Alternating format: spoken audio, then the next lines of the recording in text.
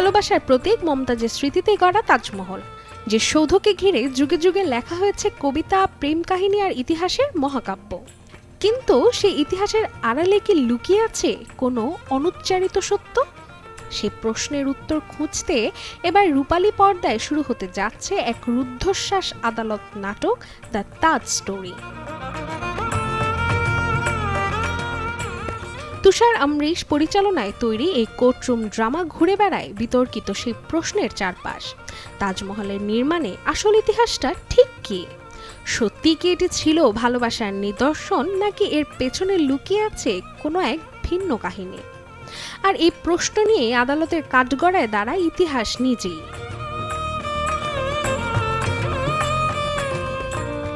চলচ্চিত্রে দেখা যাবে পরেশ রাওয়াল, জাকির হোসেন, অমৃতা খান দিলকর, নামিত দাস এবং স্নেহা ওয়াক্কে।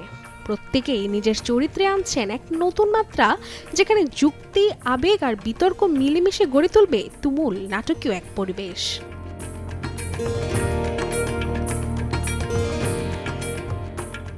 আসছে 31শে অক্টোবর।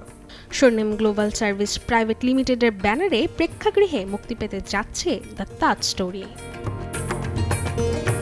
Desk report, channel 24।